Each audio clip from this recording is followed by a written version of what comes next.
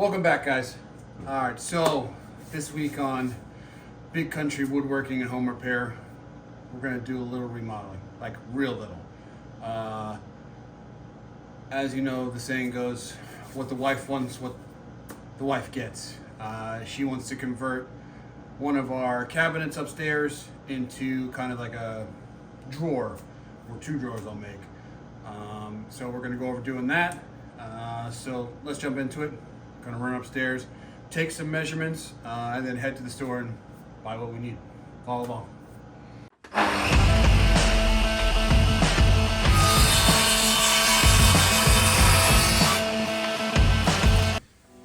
Okay, these are the cabinets that we're talking about. Now this is a small kind of galley kitchen. So, you know, having these doors here, you kind of have to bend all the way down, looking to see what we have, especially you got stuff in the back. There's a small shelf that I'll have to take out. So we're gonna deal with that. So I'm gonna, like I said, I'm gonna take some measurements, figure out how deep of a drawer I can make. We're gonna make two drawers, one kind of higher where she can put like her Tupperware, her chafing dishes, stuff like that, that can slide out. And then a smaller upper drawer for like your, what she has, like the snack bags, the garbage bags, the freezer, all that kind of stuff that you can kind of slide out real quick, grab, and slide back in. So let me grab some measurements, and then we'll take it from here. So the entire cabinet is 24 inches deep to the front of the face. So what we're gonna have to do is most likely I can make a 22-inch drawer, opening 15 inches wide.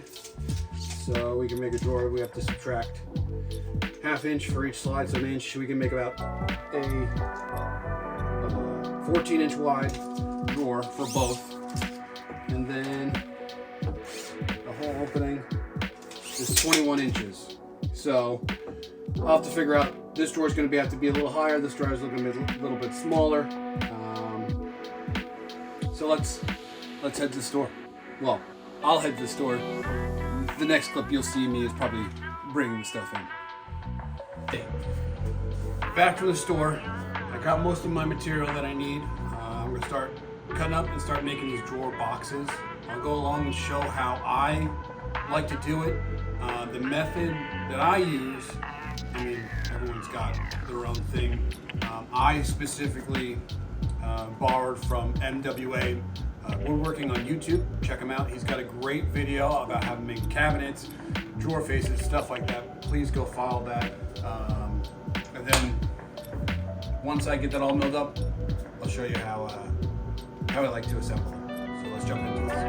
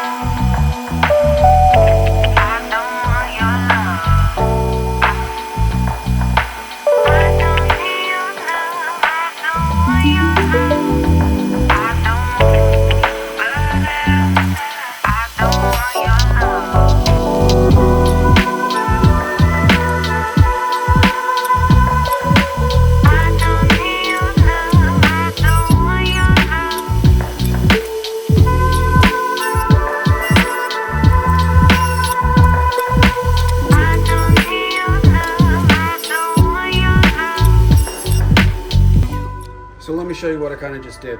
So normally, if I'm building any kind of drawer or anything, I have a simple rule that I got, like I said, from MWA Woodworking. Check him out on his YouTube page. But it's normally, I'll do 1/2 inch up with a 1/4 inch groove for the 1/4 inch panel and 3/8 deep groove. Now, since I'm only working with 1/2 inch plywood today, I did a 1/4 inch groove. So you guys can figure out however you like it. It works, but like I wasn't able to find any 5/8, and I really didn't want to make this out of 3/4, but that's the way I do it. The front sides get that groove. The back panel is cut short, just so I'm able to slide that panel in. I'm able to secure it in the back. Okay, now that all of my parts are ready to go, I'm going to sand them now, just because I'm not going to get a really good chance once the boxes are assembled to get a good sanding in. So I'm going to sand all these now, and then I'm going to start assembling.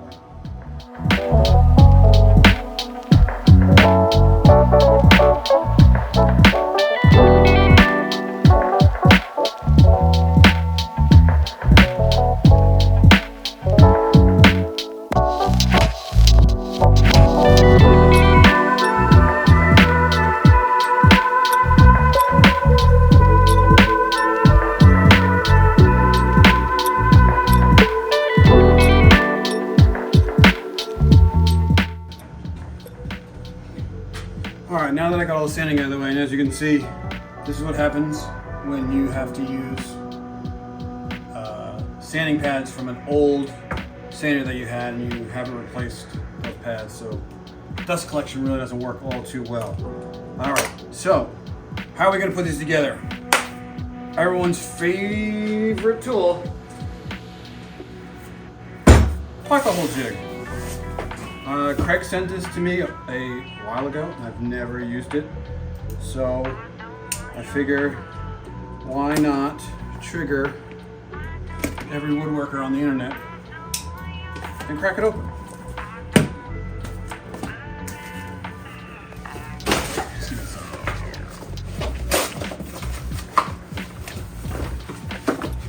This is the Craig 720 Pro. I don't know what that means. Hopefully it's better than my other one.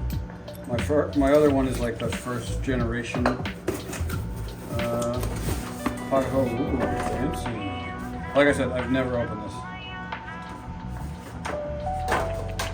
In these directions. Alright, well I get this figured out. I'll do a little time lapse, and that way you don't have to wait.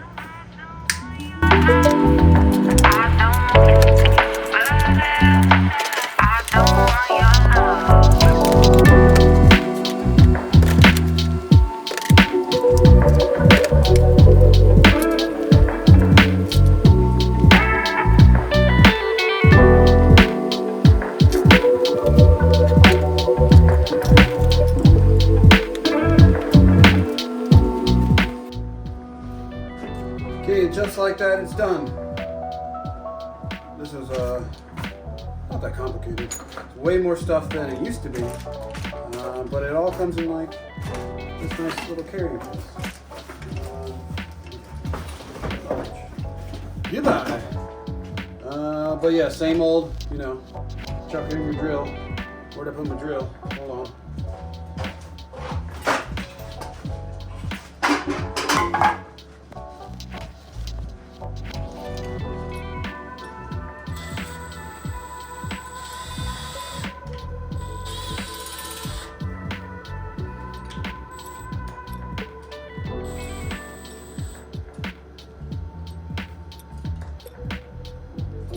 Chuck things in drills.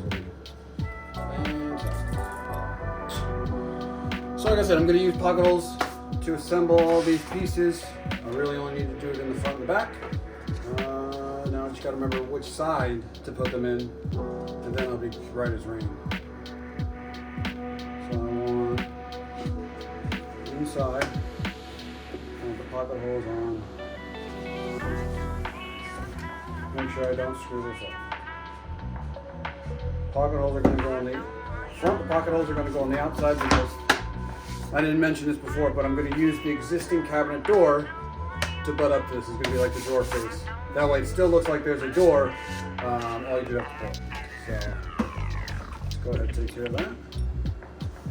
Make sure it's not in the groove. Now like this, you don't have to like adjust this. It just slides to your piece and you're good to go. This has like a little, this is 1/2 inch, so this is going to be 1/2 inch. So let's try this out.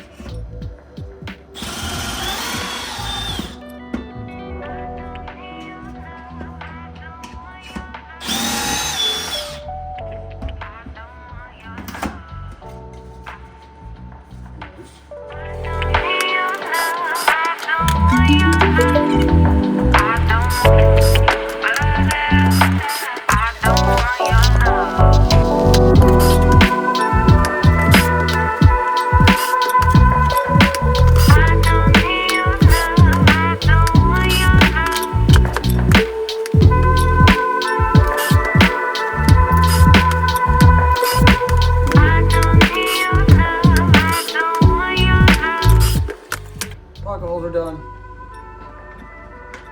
Take this apart. Put this up. And this here. Okay, now that I got all the pocket hole screws, it's time to assemble these boxes. What I do, I like to do it upside down, considering the back is shorter than the front and everything, so that everything lines up properly. Let's see. Here. Enough room for the bottom to slide into it. Alright, so all I'm going to do is to glue it and screw it. I got my glue box on.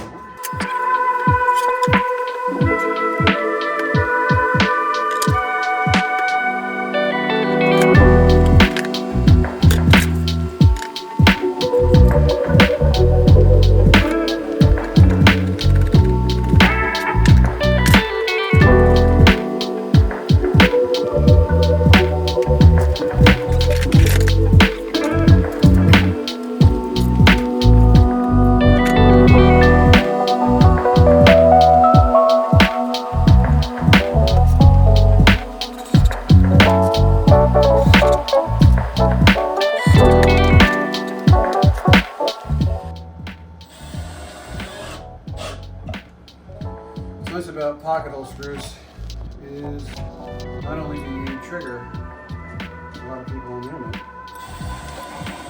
but you don't have to wait for your glue to set up. I can pretty much keep working through this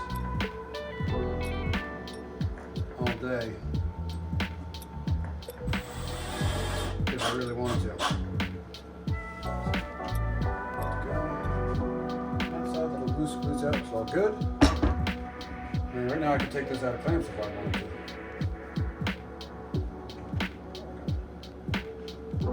to. Now you can choose to do glue, pocket holes, just glue alone,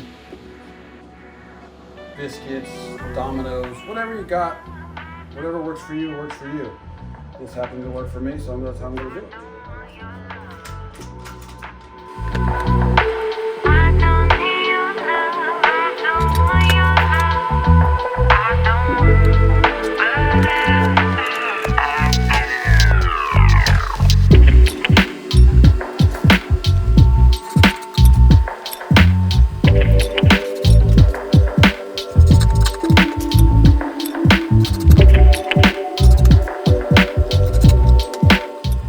One thing that's good about leaving, the bottom in later is I can literally clean up all this squeeze out in here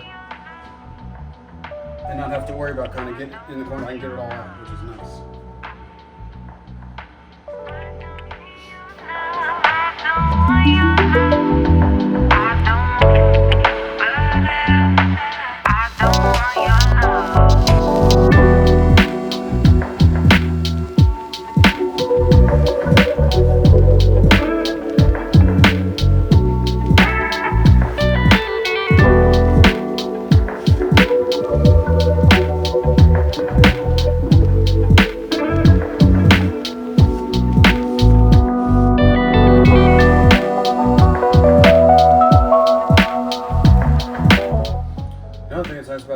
can finish this entire box now without having to worry about getting in the corners and whatnot. For the finish, all I'm really going to do is use some boiled linseed oil on a rag. Just wipe it down. It's how I,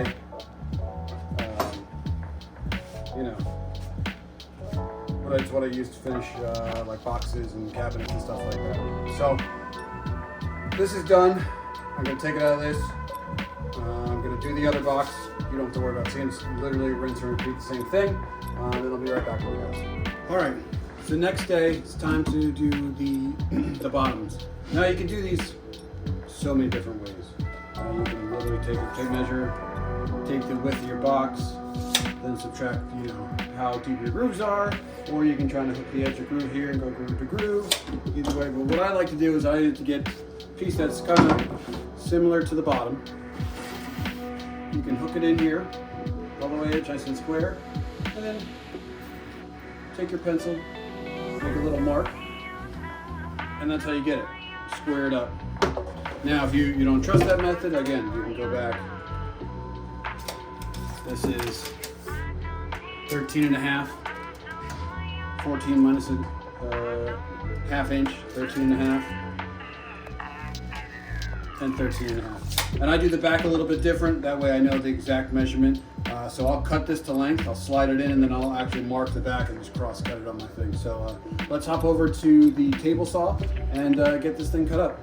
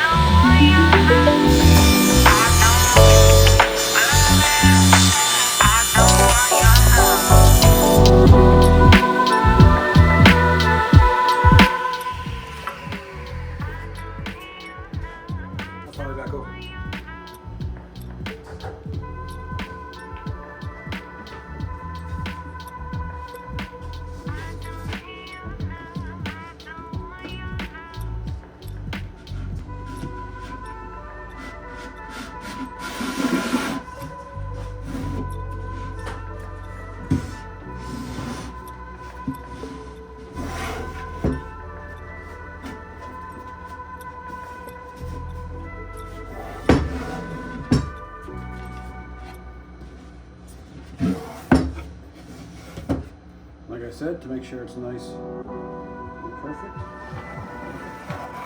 just square line that.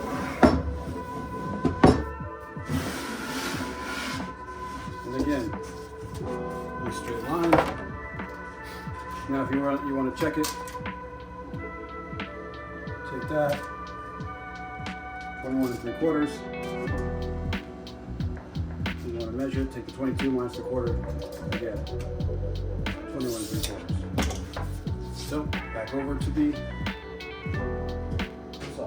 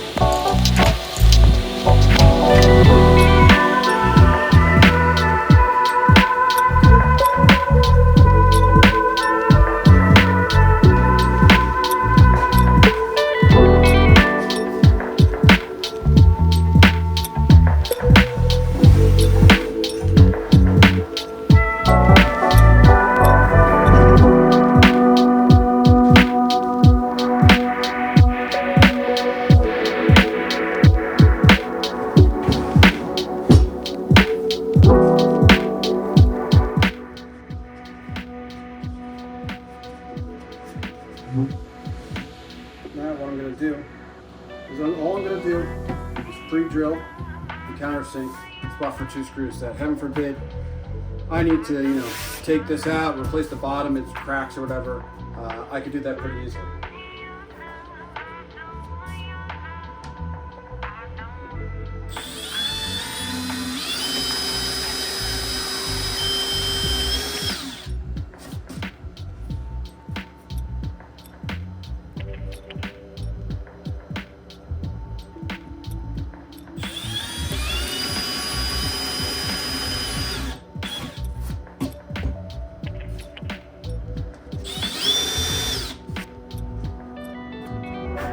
thing I'm using on screws are 3/4 inch screws.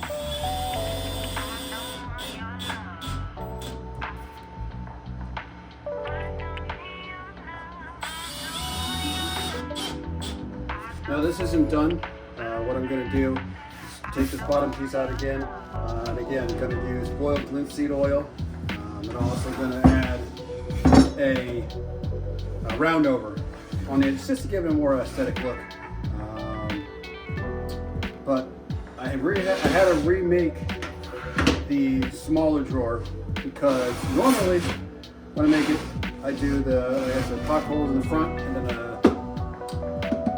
drawer face or whatever covers it. With this one, the door is going to be attached to the face of this, and then that second drawer is just going to sit inside the cabinet, so all I have to do is pull it out, and it doesn't get a face plate or a face frame.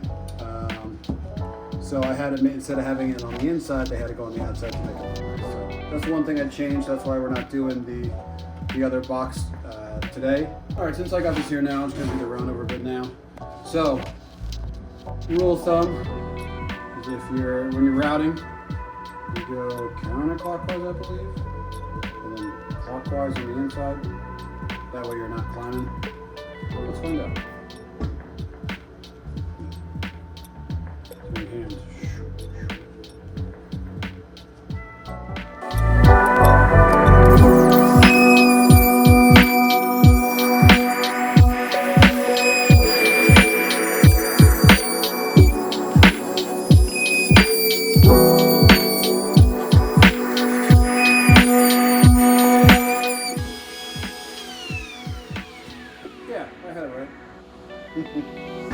Jonathan Cass Moses knows a thing or two about routers. So yeah, when you're cutting the outside counterclockwise, inside peanut butter. So the reason why I didn't do the front or back, you're not going to be able to see it. The front's going to be covered. Just to give it a nice aesthetic. So I'm going to take the bottom piece out now and just douse this thing in boiled linseed oil.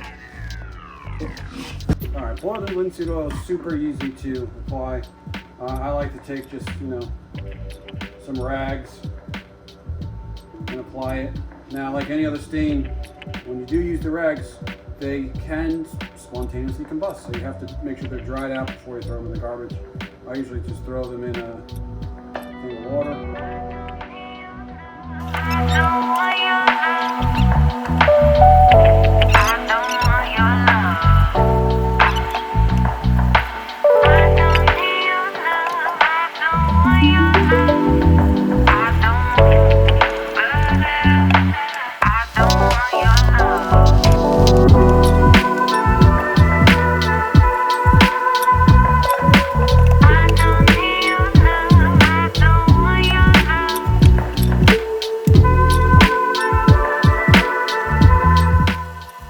Like that, that's the first coat done. So, boiled linseed oil. The reason why I like to use it on drawers is because it's food grade. It's edible. I wouldn't eat it, but you technically can. That's why it's used on drawers and such. This is probably going to take a couple coats. I can already see the plywood box kind of soaking it all up. This is actually taking pretty good, so I'll leave this alone. So probably the next time you see me, I'm going to throw a couple more coats on this. Next time you see me, we'll probably be adding the slides to this. So stay tuned. Thanks. We're back. All right, so both drawers are pretty much done. It's time to add the drawer slides. What I'm going with for these, nothing too fancy. They're going to be side mount, soft close drawers. This is just the way I like to do it. All my drawer slides pretty much go on the bottom. This is a very, very simple, easy way to do it. So follow along and let's jump into it. So you're gonna want to come a little closer. Come on. All right, good. Now that you're closer, you're gonna find the front of your box. Since this is getting a door piece, all I'm gonna do, take my slide. You want to make sure you have a nice flat surface.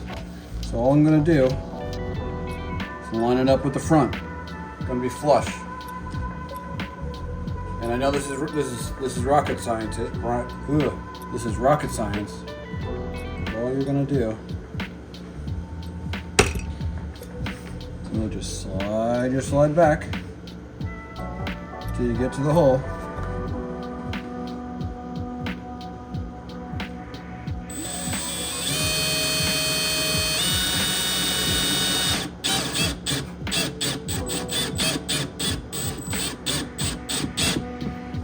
In.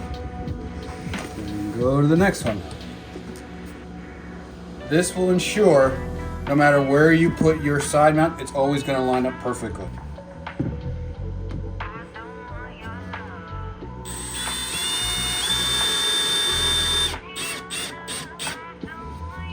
Now your last one, you're probably going to have to take the slide out. But that's, like I said, it's already pretty secured. So all I have to do is go switch down. This comes out, and you can secure that last slide.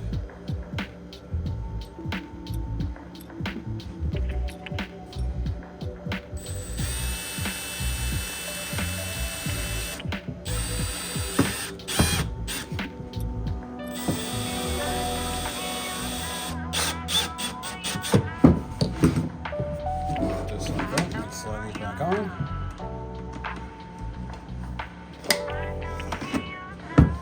She's nice and flush in the front, and you're good to go. And then it's rinse and repeat. Do the same thing for the other side.